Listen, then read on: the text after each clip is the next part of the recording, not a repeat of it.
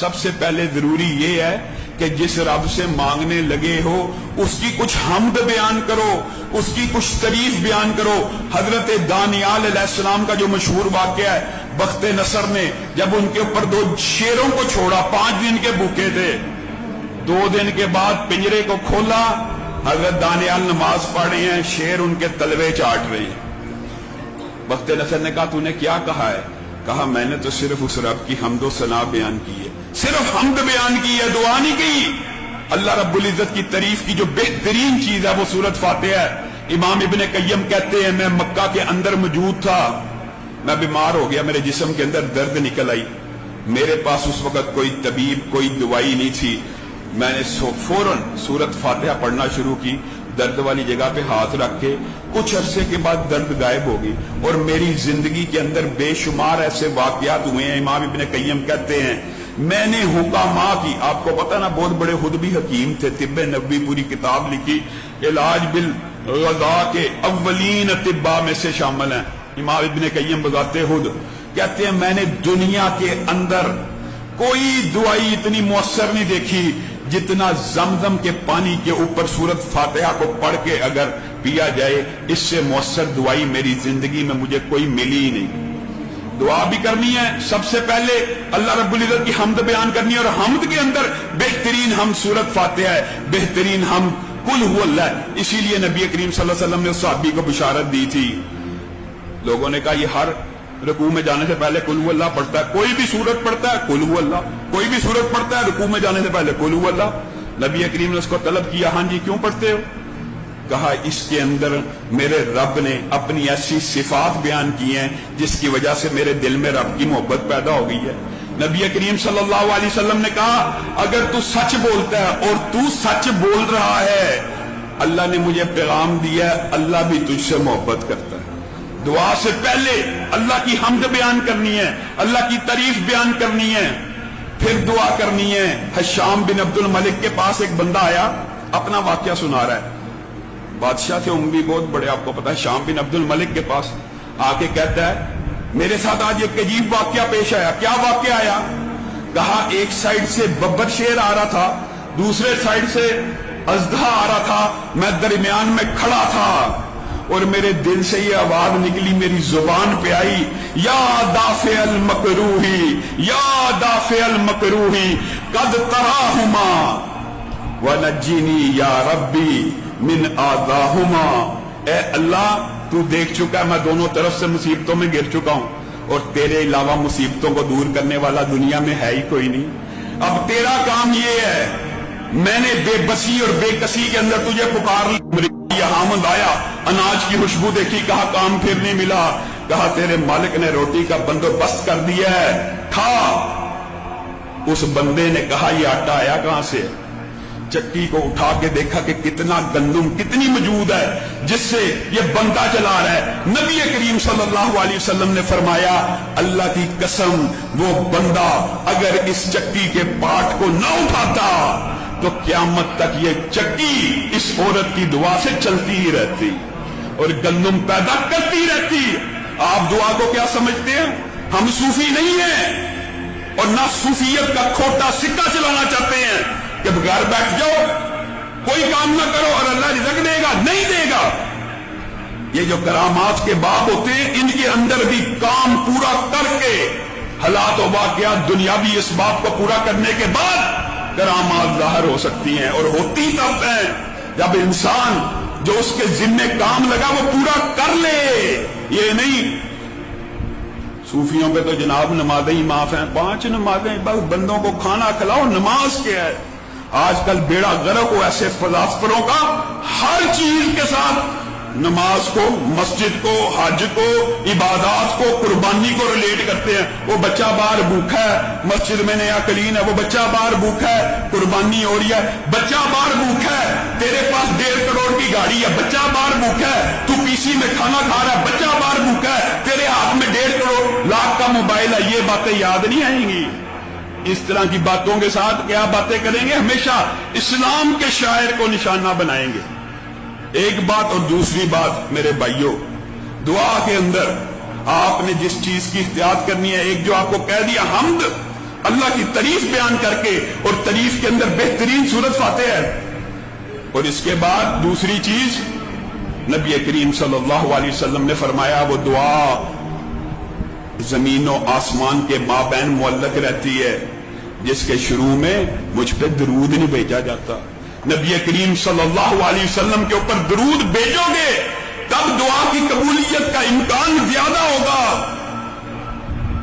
نبی کریم صلی اللہ علیہ وسلم کی ویسے دعائیں دیکھو, اس کی کیا وجہ ہے؟ جو بندہ ایک مرتبہ درود بھیجتا, آپ کے سامنے اس کے فضائل رکھ چکا, اللہ اس کے اوپر 10 بار درود بھیجتا ہے.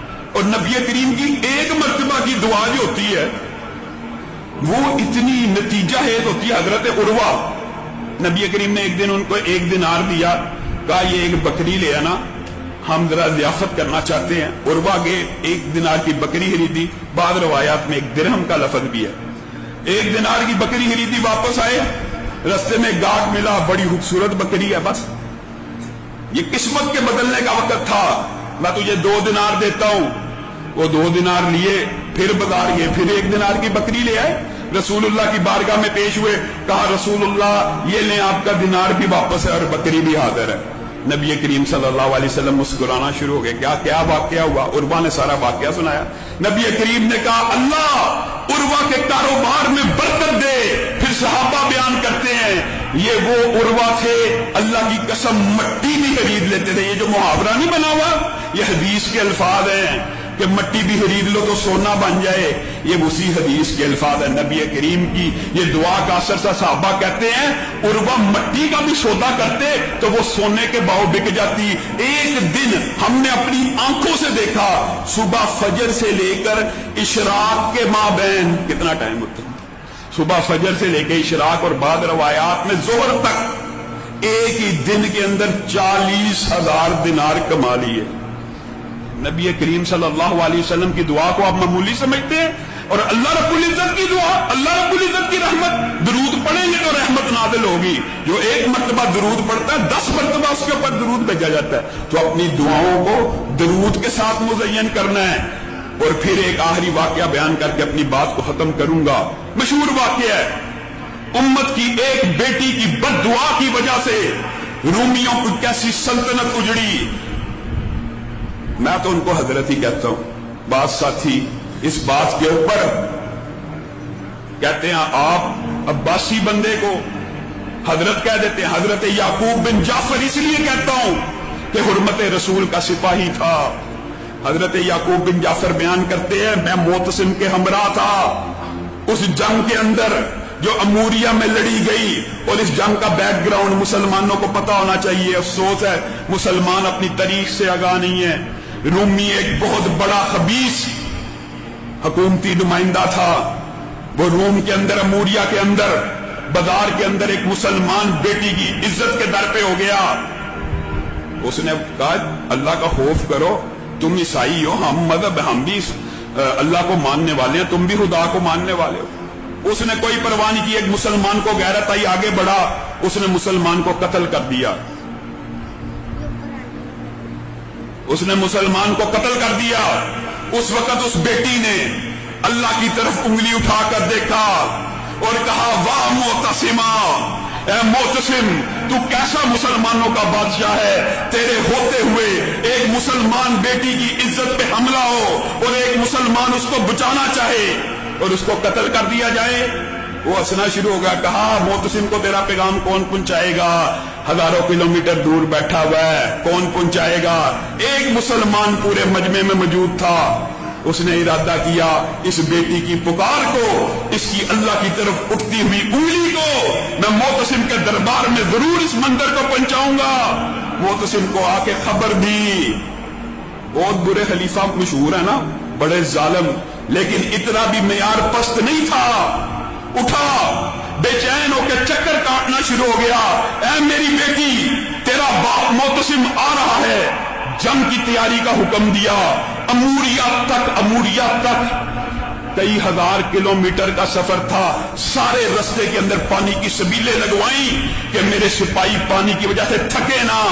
پھر اموریہ کا جب محاصرہ کیا نا تو وہی جو بے ایمان تھا نا وہ اپنے قلعے کے اوپر چڑھ گیا. کہنے لگا بڑی بات ہے, मोहतसिम के कान में उस बच्ची की आवाज पहुंच गई, लेकिन ये हमारा किला कैसे फतह करेंगे।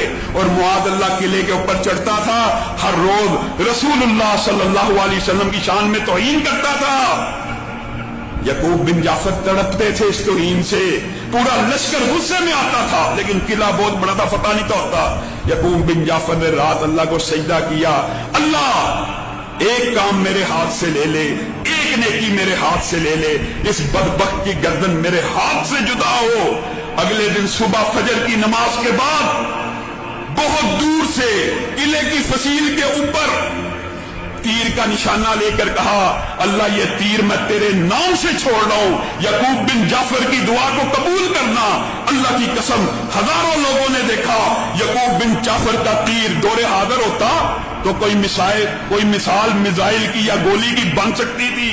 एक तीर की इतनी दूर तक परवाज कैसे हो सकती है, एक बाजू में इतनी ताकत कहां से आ सकती थी। ये अल्लाह ही की तरफ से था और अल्लाह ने यकूब बिन जाफर की दुआ को सुना। तीर सीधा उस गुस्ताहे रसूल की गर्दन में जाके पेवस्त हो गया, नीचे गिरा। मुसलमानों के हौसले बुलंद हुए। उसी दिन अमूरिया का किला पूरे का पूरा फतह हो गया। मोहतसिम यकूब बिन जाफर को बुला के कहता है, ये पूरी फतह का सवाब तेरे नाम, उस एक गुस्ताहे रसूल की गर्दन का सवाब मुझे दे दे। यकूब बिन जाफर कहते हैं, अल्लाह की कसम, ये तो ऐसा सौदा है जो मैं कभी नहीं करूंगा। हाँ ये कर सकता हूं, मैं तेरे ही लश्कर का सिपाही हूं, इस सवाब को आधा आधा तकसीम कर लेते हैं। मोहतसिम इसी बात पे खुश हुआ, उनको 1,00,000 दिनार भी अता किए और इस बात को आज तारीख ने जिंदा कर दिया है। हुर्मत रसूल का जो भी सिपाही होगा हमारे सर आंखों पे होगा। अमूरिया की एक बेटी की सदा ने, एक बेटी की बद्दुआ ने पूरी की पूरी सल्तनत रूमी को ढेर करके रख दिया। मुझे और आपको मजलूम की बद्दुआ से भी बचना। अल्लाह रब्बुल इज्जत जो कहा